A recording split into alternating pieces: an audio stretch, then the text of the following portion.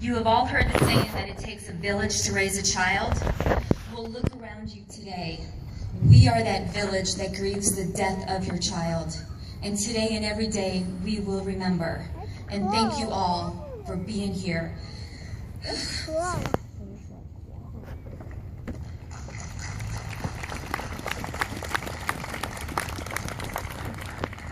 My sense of grief and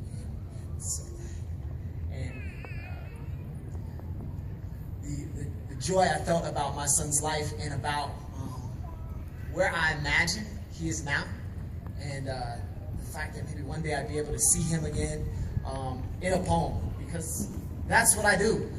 I'm an artist, and so for me, the most natural way for me to express what I was feeling is through my craft. Each one of you is an individual with your own specific and unique gifts and talents and ways of expressing yourself. So you've probably already found, for some of you, the way that for you feels most genuine and authentic to express what you've experienced. And maybe some of you all are still searching for ways to experience or to express what you've experienced. And so recently I have discovered that Pizza Hut is selling some of its product in containers that have parenting advice written on them. It's true. All right. Here's tip number one, they say, for getting to know your child better. Start by asking them questions like, what's your favorite color? Now, in the history of humanity, there have been more provoking questions asked, but I can't help but find it kind of profound. I can't ask my son, but I imagine it would be difficult for him to answer. Because right now, he's probably coloring embryonic star clouds with evaporating waxes that leave a hiss on the universe light years wide. Or maybe he's rubbing anthills with rain sticks until the mold sets their foundation to stand compact when dry. Or maybe he's sketching the lines of an eagle's flight pattern, sweeping strokes across their wings, bouncing on the wind, given the buoyancy of a child's imagination. My kid is playing with God's box set of crayons. He erases the hues of atrophy from the feeble legs of awakened coma survivors. He sketches strength where there was paralysis, and then signs off on his work in etchings of men rejoining the lovers who thought that they were lost.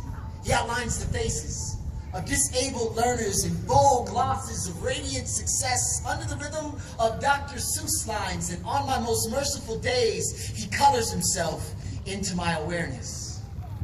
He must be a busy boy. Daddy needs that. Because too often, I remember the inside of emergency room about as stable as this economy, and the nurse who told my wife and I we couldn't touch his miscarried body. Stop, she said. Not until somebody else decided that we could call him son and reasoned that his body deserved a blanket and all the normal trappings of an infant. And for that, son, I am sorry, but it's a brave new world out here. And they were afraid that we might contaminate another sample. It's like every instinct we have boils down to natural selection and survival, fetal harvest and stem cell research, where the only blanket they wanted to offer you was green with ink that would have tattooed your translucent skin with the all-seeing eye of commercial exchange. They finally figured out you were worth something. But I knew. That's why my mind envisioned the earth parting like the Red Sea to make space for you, and my hands made sure you got to lay there unmolested. Maybe it's because God gave you the Crayola sticks needed to sketch the hope of reunion into me and your mother's hearts. And Pizza Hut is right. I should know what your favorite color is. I'm sorry that I don't, but I can't tell you how proud I am of the artwork that you've been posting on God's refrigerator door when I walk outside.